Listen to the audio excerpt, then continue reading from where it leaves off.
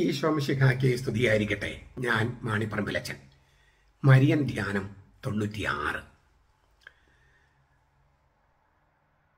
തിരുവചന ജപമാല അല്ലെങ്കിൽ തെയോത്തോക്കസിന്റെ വചനക്കൊന്ത, അതിലെ ലുത്തിനിയ, നമ്മുടെ സാധാരണ കൊന്ത തന്നെ, അതിൽ ലുത്തിനിയയിലെ വാഴ്ത്തുമൊഴികളാണ് നമ്മൾ ധ്യാനിക്കുന്നത്.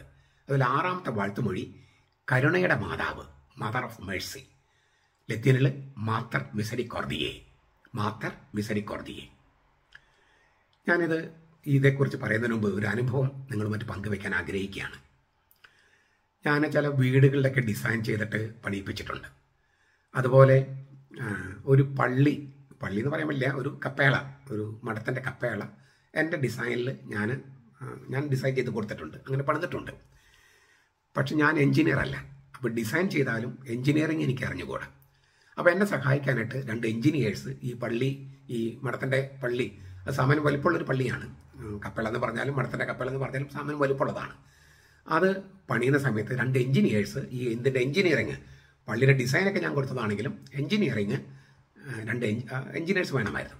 അപ്പോൾ അവർ ഫ്രീ ആയിട്ട് ചെയ്യുന്ന അങ്ങനെ അവർ നൂതനമായ സാങ്കേതിക വിദ്യയൊക്കെ ലോകത്തിൻ്റെ നാനാഭാഗങ്ങളിലും പോയി പഠിപ്പിക്കുന്ന, പാരീസിലും അങ്ങനെ നിരവധി രാജ്യങ്ങളിൽ പോയിട്ട് നൂതന സാങ്കേതിക വിദ്യകൾ ഈ കെട്ടിട നിർമ്മാണത്തിൻ്റെ പഠിപ്പിക്കുന്ന സ്ത്രീകളാണ്. രണ്ടുപേരും എൻജിനീയേഴ്സാണ്. രണ്ടുപേരും എനിക്കറിയാവുന്നവരാണ്. ഒരാൾ കത്തോലിക്കയാണ്, മറ്റേയാൾ ഹിന്ദുവാണ്. അപ്പോൾ ഈ കപ്പേള പണിയുന്നതുമായിട്ട് ബന്ധപ്പെട്ട് പലപ്പോഴും കണ്ടിട്ടുണ്ട് ഞങ്ങൾ. അപ്പോൾ അവരൊരു അനുഭവം പറഞ്ഞു. ഈ 2 എൻജിനീയേഴ്സ്, ഞാൻ ആവർത്തിക്കുക, ഒരാൾ കത്തോലിക്ക പെൺകുട്ടിയാണ്, ഒരാൾ ഹിന്ദുവാണ്. ഇവർ ലോകത്തിൻ്റെ എവിടെയൊക്കെ യാത്ര ചെയ്യുമ്പോഴും, മിക്കപ്പോഴും ഒരുമിച്ച യാത്ര, കാരണം ഇവർ ഈ പ്രോജക്റ്റുകൾ അവതരിപ്പിക്കാനായിട്ട് ലോകത്തിന് എവിടെയാണെങ്കിലും നിവൃത്തിയുള്ളിടത്തോളം, ഒരു ക്ലാസ്സിനിടയ്ക്കാണെങ്കിൽ നടക്കില്ല, അല്ലാത്ത ദിവസങ്ങളിലൊക്കെ യാത്ര ചെയ്യുകയാണെങ്കിൽ പോലും ഉച്ച കഴിഞ്ഞ് 3 മണി ആകുമ്പോൾ ഇവരുടെ കാറിലാണെങ്കിൽ ഇവർ കാറ് നിർത്തി എവിടെയെങ്കിലും ഒരു മരത്തിൻ്റെ ചുവട്ടൊക്കെ നിർത്തി ഇവർ പുറത്തിറങ്ങി മുട്ടുകുത്തി കൈകൾ വിരിച്ച് പിടിച്ച് കരുണക്കൊന്ത ചൊല്ലും. ഒരു കത്തോലിക്ക പെൺകുട്ടിയും ഒരു ഹിന്ദു പെൺകുട്ടിയാണ്. അവർക്ക് ചിലപ്പോൾ ചൊല്ലാൻ പറ്റാത്ത അവസരങ്ങളുണ്ട്. പക്ഷെ മിക്കപ്പോഴും അവർ എങ്ങനെയെങ്കിലും ചാൻസ് നോക്കി ഉച്ച കഴിഞ്ഞ് 3 മണിക്ക്, കർത്താവ് പാലസ്തീനിൽ 3 മണിക്ക് മരിച്ച സമയം, ആ സമയത്ത് ഈ കരുണക്കൊന്ത കൈകൾ വിരിച്ച് പിടിച്ച് ചൊല്ലും. അപ്പം ഞാൻ അത്ഭുതപ്പെട്ടു. ഈ കരുണക്കൊന്ത ആദ്യം സിസ്റ്റർ ഫൗസ്തീന രൂപപ്പെടുത്തിയതാണ്. അതിൻ്റെ ഒരു പരിഭാഷ വത്തിക്കാനിലേക്ക് അയച്ചു. 1959 മറ്റാണ് അയച്ചെന്നാണ് ഞാൻ വിചാരിക്കുന്നത്. സിസ്റ്റേഴ്സ് അയച്ചു. അത് പാഷാണ്ഡതയാണ് എന്ന് പറഞ്ഞ് വത്തിക്കാൻ അത് ചൊല്ലണ്ടെന്ന് പറഞ്ഞു. പിന്നീട് ജോൺ പോൾ രണ്ടാമൻ, കരോൾ വോയ്റ്റീവ, ക്രാക്കോ രൂപതയുടെ മെത്രാപ്പൊലീത്ത ആയപ്പോൾ വീണ്ടും ഒരു പരിഭാഷ തയ്യാറാക്കി ഈ പ്രാർത്ഥന ഒന്ന് റീകൺസിഡർ ചെയ്യണമെന്ന് പറഞ്ഞിട്ട് വത്തിക്കാനിലേക്ക് എഴുതി. അങ്ങനെയാണ് വത്തിക്കാൻ അത് അംഗീകരിച്ച് പിന്നെ ചൊല്ലാനായിട്ട് അനുവാദം തന്നത്. അപ്പോൾ ആദ്യത്തെ പരിഭാഷയിൽ എന്തോ ഒരു പ്രശ്നം ഉണ്ടായിരുന്നു. അല്പം പാഷാണ്ഡത പോലെ തോന്നിക്കുന്ന ഒരു പരിഭാഷയായിരുന്നു.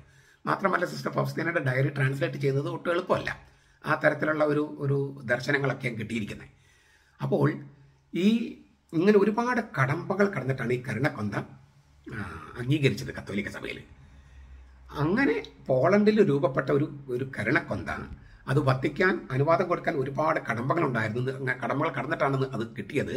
അത് പക്ഷേ ഇന്ത്യയിൽ ഒരു കത്തോലിക്ക പെൺകുട്ടിയും ഒരു ഹിന്ദു പെൺകുട്ടിയും ഒരുമിച്ച് ചൊല്ലുന്നു. അപ്പം ഈ കർത്താവിൻ്റെ കരുണ എന്നുള്ള ആ സന്ദേശം അതിങ്ങനെ വ്യാപിക്കുകയാണ്. അതിനെ കുറച്ചുകൂടി വിശാലമാക്കുകയാണ്. ഈ ഓരോ വിശുദ്ധൻ്റെയും ദൗത്യം എന്ന് പറയുന്നത് കത്തോലിക്ക സഭയിൽ ഉള്ളിൽ നിന്നുകൊണ്ട് കത്തോലിക്ക സഭയുടെ ഫ്രെയിം കുറച്ചുകൂടി വലുതാക്കുകയാണെന്ന് ബെനഡിക്ട് മാർപ്പാപ്പ പറയുന്നുണ്ട്. വിശുദ്ധ ഫ്രാൻസിസ് അസീസിയുടെയൊക്കെ കഥ പറഞ്ഞുകൊണ്ട് ബെനഡിക്ട് മാർപ്പാപ്പ പറയുന്നുണ്ട്, അദ്ദേഹം കത്തോലിക്ക സഭയുടെ ഉള്ളിലായിരുന്നു, എന്നാൽ കത്തോലിക്ക സഭയിലേക്കും വലുതായിരുന്നു. അപ്പം അദ്ദേഹം എന്ത് ചെയ്തു? ആ ഫ്രെയിം ഒന്ന് പുതുക്കി പണിതു. അതായത് കത്തോലിക്ക സഭയുടെ ഉള്ളിൽ നിന്നുകൊണ്ട് കത്തോലിക്ക സഭയുടെ ആ വിശ്വാസത്തെ ഇങ്ങനെ വിശാലമാക്കുകയാണ്. അതായത് സഭയുടെ വിശ്വാസം പൂർണ്ണമായി പിന്നെ വളരാൻ പറ്റില്ലല്ലോ. അപ്പോൾ ഓരോ വിശുദ്ധൻ്റെയും ഓരോ വിശ്വാസിയുടെയും വിശ്വാസം കൂടി ചേരുമ്പോഴാണ് ഈ കത്തോലിക്ക സഭയുടെ വിശ്വാസം ഇങ്ങനെ വലുതാകുന്നത്, വ്യാപിക്കുന്നത്, വിശാലമാകുന്നത്.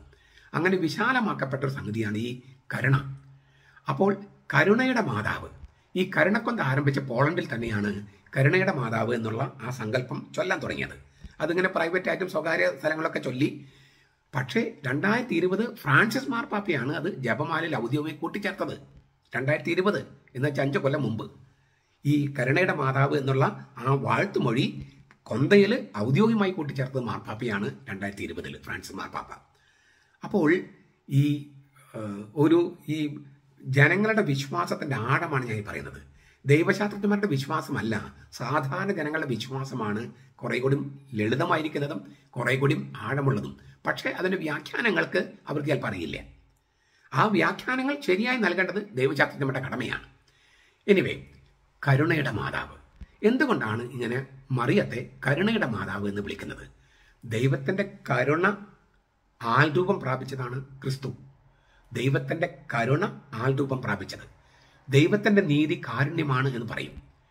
അതായത് നീതി എന്ന് പറഞ്ഞാൽ ഇരക്കി നീതി നടത്തിക്കൊടുത്ത് കുറ്റക്കാരനെ ശിക്ഷിക്കണം. ഇതാണ് നീതി എന്ന് പറയുന്നത്. ഇരക്കി നീതി നടത്തിക്കൊടുത്ത് കുറ്റക്കാരനെ ശിക്ഷിക്കണം. കുറ്റക്കാരനെ ശിക്ഷിക്കാതെ ഇരക്കി നീതി കിട്ടില്ല. കായൻ ആബേലിനെ കൊന്നു. ആബേലിന് നീതി കിട്ടണമെങ്കിൽ കായനെ ശിക്ഷിക്കണം. പക്ഷെ കായൻ പറയുന്നതാണ് എന്നോട് കരുണ കാണിക്കുന്നതാണ്. അപ്പൊ കായനോട് കരുണ കാണിക്കും വേണം, ആബേലിന് നീതി ചെയ്യും വേണം. ഇതെങ്ങനെ സാധിക്കും? കായൻ എന്ന് പറഞ്ഞ് നമ്മൾ ഓരോരുത്തരും വിചാരിക്കുക, ഓരോ മനുഷ്യരും. അപ്പോൾ മനുഷ്യരെല്ലാം പാപികളാണെങ്കിൽ ഈ നിഷ്കളങ്കരുടെ പ്രാർത്ഥന, അവർക്ക് ഇരകളായ നിഷ്കളങ്കരുണ്ടല്ലോ, അവരുടെ പ്രാർത്ഥന ദൈവം കേൾക്കണ്ടേ? ദൈവം കണ്ട ഒരു മാർഗം എന്താണ്?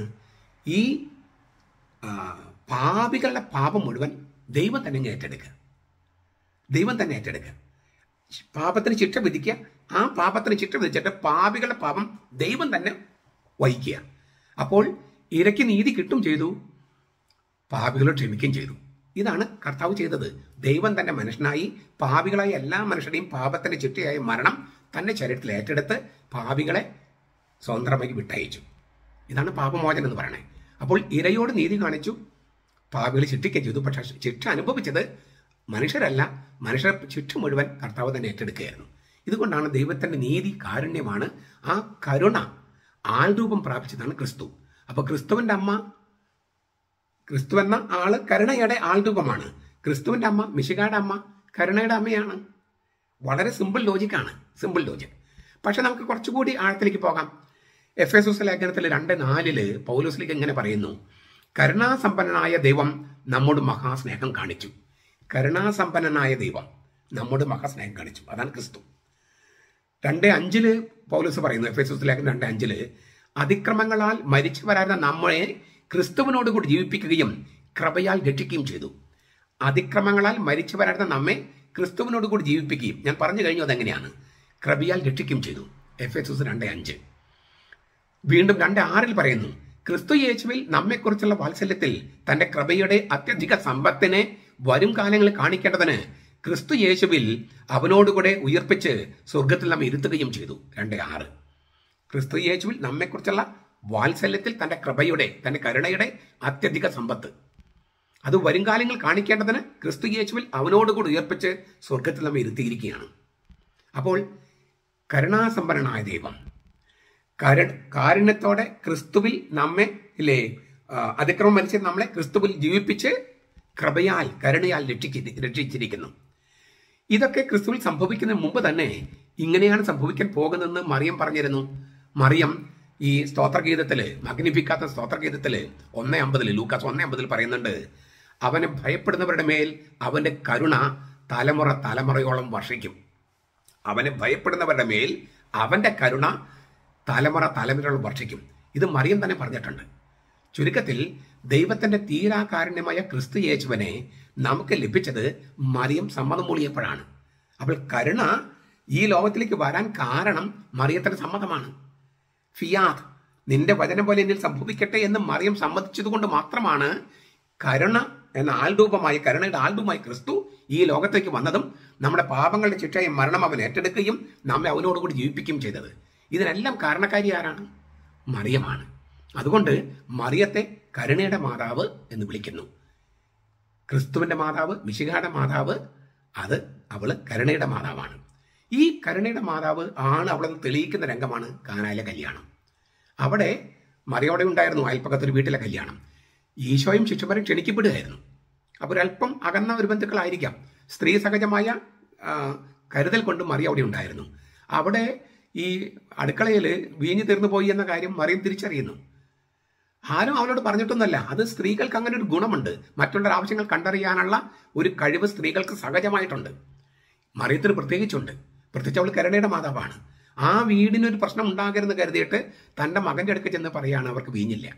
മകൻ അമ്മയോട് ദേഷ്യപ്പെടുകയൊക്കെ ചെയ്തു. പക്ഷെ അമ്മ കൂട്ടാക്കിയില്ല. അവസാനം എന്തുണ്ടായി ഇല്ലേ? മറിയം പരിചാരകരോട് പറഞ്ഞത് അവൻ പറയുന്നത് പോലെ, അവൻ കൽപ്പിക്കുന്നത് നിങ്ങൾ ചെയ്യാനാ, അവൻ കൽപ്പിക്കുന്നത് ചെയ്യാം. സത്യത്തിൽ എന്താ സംഭവിച്ചത്? മറിയം പറഞ്ഞതുപോലെ ക്രിസ്തു ചെയ്തു അല്ലേ? അവൻ കൽപ്പിക്കുന്ന പോലെ നിങ്ങൾ ചെയ്യുക എന്നാണ് മറിയം പരിചാരകരോട് പറഞ്ഞത്. പക്ഷെ ക്രിസ്തു എന്താണ് ചെയ്തത്? മറിയം കൽപ്പിച്ചതുപോലെ ക്രിസ്തു ചെയ്തു. അപ്പം മറിയത്തിന്റെ കരുണയുടെ, അലിവിന്റെ ഏറ്റവും മഹത്തായ ഉദാഹരണമാണിത്.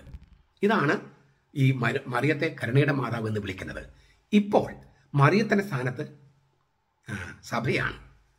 മറിയം യേശുവിനോട് പറഞ്ഞു അവർക്ക് വീഞ്ഞില്ല. കർത്താവ് ചോദിച്ചു, എൻ്റെ സമയം ആയിട്ടില്ല, എനിക്കും നിനക്കും എന്ത്? സ്ത്രീയെ എനിക്കും നിനക്കും എന്ത്? എൻ്റെ സമയം ആയിട്ടില്ല. മറിയം അത് സമ്മതിച്ചു കൊടുത്തില്ല. മറിയം ഇൻസിസ്റ്റ് ചെയ്തു എന്നാണ് നമുക്ക് ആ രംഗത്ത് മനസ്സിലാകുന്നത്. അപ്പോൾ സമയമായിട്ടില്ല എന്ന് പറഞ്ഞ കർത്താവ് സമയമായിട്ടില്ലെങ്കിൽ പോലും മറിയത്തിന്റെ വാക്ക് കേട്ട് സമയത്തിൽ കാര്യം ചെയ്തു കൊടുത്തു. ഇതാണ് ഇപ്പൊ സംഭവിക്കുന്നത്. സഭ കർത്താവിനോട് പറയാണ് ഞങ്ങൾക്ക് വീഞ്ഞില്ല എന്ന് വെച്ചാൽ മേൽത്തരം പരിശുദ്ധാത്മാവിന്റെ മേൽത്തരം ഗിഫ്റ്റ്, പരിശുദ്ധാത്മാവിന്റെ ദാനം. വീഞ്ഞിന് അങ്ങനെ ഒരു അർത്ഥമുണ്ട്, മേൽത്തരം ദാനം എന്ന അർത്ഥമുണ്ട്. ഈ പെന്തക്കൊസ്തയിൽ പരിശുദ്ധാത്മ വന്നു കഴിഞ്ഞപ്പോൾ അവർ വീഞ്ഞ് കുടിച്ച് ഉന്മത്തരായിരിക്കുക എന്നാണ് പറഞ്ഞത്, ആരോപിച്ചത്. പത്രോസ് പറഞ്ഞ അല്ലല്ല, ഞങ്ങൾ ആത്മാവിനെ കുറിച്ച് ഉന്മത്തരായിരിക്കുക, വീഞ്ഞല്ല ആത്മാവിനെ കുറിച്ചിരിക്കുന്നത്. അപ്പോൾ ആത്മാവിന്റെ പ്രതീകമാണ് വീഞ്ഞ്. ഇവിടെ മേൽത്തരം വീഞ്ഞാണ്, പരിശുദ്ധാത്മാവിന്റെ മേൽത്തരം ദാനം. അപ്പം സഭ, മറിയത്തിന്റെ സ്ഥാനത്ത് സഭ നിന്ന് കർത്താവിനോട് പറയാണ് ഞങ്ങൾക്ക് വീഞ്ഞില്ല, ഞങ്ങൾക്ക് മേൽത്തരം വീഞ്ഞില്ല, പരിശുദ്ധാത്മ ദാനം തരണം. എൻ്റെ സമയം ആയിട്ടില്ലെന്ന് കർത്താവ് പറയുന്നു. അവൻ്റെ രണ്ടാമത്തെ വരവിൻ്റെ സമയം ആയിട്ടില്ല. പക്ഷെ സഭ പറയാണ് അത് പോരാ, രണ്ടാമത്തെ ആഗമനത്തിൽ കിട്ടിയ പോലെ ഇപ്പം വേണം. അപ്പോൾ സമയമാകാത്തവൻ, രണ്ടാമത്തെ വരവൻ്റെ സമയമാകാത്തവൻ സമയത്തിനുള്ളിൽ വന്ന് തന്നെ നമുക്ക് നൽകുകയാണ്. തൻ്റെ മേൽത്തരം വീഞ്ഞ് കുർബാന നമുക്ക് നൽകുകയാണ്. അതാണ് വിശുദ്ധ കുർബാന. സമയമാകാത്തവൻ, അതായത് രണ്ടാമത്തെ വരവൻ്റെ സമയമാകാത്തവൻ സമയത്തിനുള്ളിൽ വന്ന് തന്നെ നൽകുകയാണ്. തൻ്റെ പരിശുദ്ധാത്മാവിന്റെ ദാനമായ വീഞ്ഞ്, അതായത് അവൻ്റെ രക്തം നമുക്ക് നൽകുകയാണ്. മേൽത്തരം വീഞ്ഞ് നൽകുകയാണ്. അതുകൊണ്ടാണ് ബെനഡിക്ട് മാർപ്പാപ്പ പറയുന്നത് ഓരോ കുർബാനയും മിശിഹായുടെ രണ്ടാമത്തെ വരവന്റെ മുന്നാസ്വാദനമാണ്, പൂർവ്വ രുചിയാണ്, ഫോർ ടേസ്റ്റ്. ഓരോ കുർബാനയും യേശുവിൻ്റെ രണ്ടാമത്തെ വരവന്റെ മുന്നാസ്വാദനമാണ്, ആന്റിസിപ്പേഷൻ. അതുകൊണ്ടാണ് സെന്റ് ബെർണാർഡ് ഓഫ് ക്ലെയർവോയിലെ സെന്റ് ബെർണാർഡ് പറഞ്ഞത് ആദ്യത്തെ വരവ് മനുഷ്യാവതാരം, രണ്ടാമത്തെ വരവ് അന്ത്യത്തിൽ, ഇതിനിടയ്ക്കൊരു മധ്യാഗമനമുണ്ട്, നടുവിലെ വരവ്, അത് വിശുദ്ധ കുർബാനയാണ്. വിശുദ്ധ കുർബാനയും മറ്റു കൂദാശകളും. അപ്പോൾ എന്തൊരു വലിയ സംഗതിയാണ് ഈ കരുണയുടെ മാതാവ് എന്നുള്ള കാര്യം നമ്മൾ അനുഭവിച്ചറിയുക. എന്നിട്ട് കർത്താവ് മറിയത്തിന്റെ അപേക്ഷ കേട്ട് കർത്താവ് കാനായിൽ മേൽത്തരം വീഞ്ഞ് കൊടുത്തതുപോലെ സഭയുടെ പ്രാർത്ഥന കേട്ട് കർത്താവ് തന്നെ നൽകുകയാണ്, തൻ്റെ പരിശുദ്ധാത്മ നമുക്ക് നൽകുകയാണ്. നമ്മിലേക്ക് അവൻ വരികയാണ്. നമ്മൾ എത്ര കുമ്പസാരിച്ചെന്ന് പറഞ്ഞാലും കർത്താവ് നമ്മിലേക്ക് വരാൻ നമുക്ക് യോഗ്യതയുണ്ടോ? ഇല്ല, ഒരു യോഗ്യതയുമില്ല. യോഗ്യതയില്ലാത്ത നമ്മിലേക്ക് കർത്താവ് വരുന്നു. നമ്മൾ മറ്റൊന്നാകുന്നു. നമ്മൾ പള്ളിയിൽ നിന്ന് പുറത്തിറങ്ങുകയാണ്. യോഗ്യതയില്ലാത്ത, സ്നേഹിക്കാനായിട്ട് യോഗ്യതയില്ലാത്ത ആളുകൾക്ക് നമ്മൾ ചെല്ലുകയാണ്. എന്നിട്ട് അവർക്ക് കർത്താവിനും കൊടുക്കുന്നു, ഭക്ഷണമോ മറ്റാവശ്യങ്ങളോ കൊടുക്കുന്നു. വെറും ഭക്ഷണം കൊടുത്താൽ പോരാ, അപ്പോൾ അത് സൽപ്രവൃത്തി ആവുള്ളൂ, പരസ്നേഹമാകില്ല. സ്നേഹം ദൈവത്തിൽ നിന്ന് വരുന്നത് കൊണ്ട് സൽപ്രവൃത്തി പരസ്നേഹമാകണമെങ്കിൽ ഈ സൽപ്രവൃത്തിയുടെ കൂടെ ദൈവത്തിനും കൂടി കൊടുക്കണം. ഇതാണ് നമ്മൾ കന്യാസ്ത്രീമാരും അച്ഛന്മാരും പ്രേക്ഷിതരും ഒക്കെ ചെയ്യാൻ ചെയ്യുന്നത്. കർത്താവിനും കൊടുക്കുന്നു, കർത്താവിൻ്റെ കൂട്ടത്തിൽ അവർക്ക് വേണ്ട ഭൗതിക ആവശ്യങ്ങൾ ചെയ്തു കൊടുക്കുന്നു. ഇതാണ് പരസ്നേഹം. സൽപ്രവൃത്തി ചെയ്യാൻ വേണ്ടിയിട്ട് മാത്രമല്ല സന്യാസമങ്ങൾ, പരസ്നേഹത്തിന് വേണ്ടിയാണ്. രണ്ടും തമ്മിൽ വലിയ അന്തരമുണ്ട്. ചെറിയൊരു നന്മ ചെയ്താൽ അത് സൽപ്രവൃത്തിയാണ്, പരസ്നേഹമാകില്ല. പരസ്നേഹമാകണമെങ്കിൽ സ്നേഹത്തിന് ഉറവിടമായ ദൈവത്തിന് കൂടി കൊടുക്കണം. അപ്പോഴാണ് കുർബാന പൂർത്തിയാകുക. അയോഗ്യരായി നമ്മിലേക്ക് കർത്താവ് തന്നെ വന്ന് തന്നെ നമുക്ക് നൽകി നമ്മൾ മറ്റൊന്നാകുന്നത് പോലെ കുർബാന കഴിഞ്ഞ് പുറത്തിറങ്ങുന്ന നമ്മൾ സ്നേഹിക്കപ്പെടാൻ യോഗ്യതയില്ലാത്തവരിലേക്ക് ചെന്ന് അവർക്ക് കർത്താവിനും കൊടുക്കുന്നു, അവരുടെ ഭൗതിക ആവശ്യങ്ങൾ ചെയ്തു കൊടുക്കുന്നു. അപ്പോൾ കുർബാന പൂർത്തിയാകുന്നു. അന്ന് ജെറുസലേം ദേവാലയത്തേക്ക് കർത്താവ് കഴുതപ്പുറത്ത് പോയത്. ഇപ്പോൾ നമ്മുടെ ഗ്രാമങ്ങളിലും പട്ടണങ്ങളിലും നമ്മളാകുന്ന കഴുതപ്പുറത്ത് പോകാൻ ആഗ്രഹിക്കുന്നു. നീ എന്നെ അവൻ്റെ വീട്ടിലേക്ക് കൊണ്ടുപോകുമെന്ന് കർത്താവ് നമ്മളോട് ചോദിക്കുക.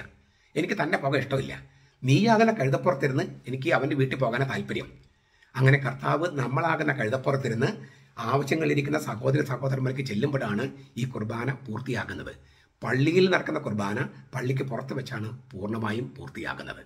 നമ്മുടെ കർത്താവ് യേശു മിശിഹായുടെ കൃപയും പിതാവായ ദൈവത്തിന്റെ സ്നേഹവും പരിശുദ്ധാത്മാവിന്റെ സഹവാസവും നാം എല്ലാവരോടും കൂടി ഉണ്ടായിരിക്കട്ടെ, ഇപ്പോഴും എപ്പോഴും എന്നേക്കും. ആമേൻ.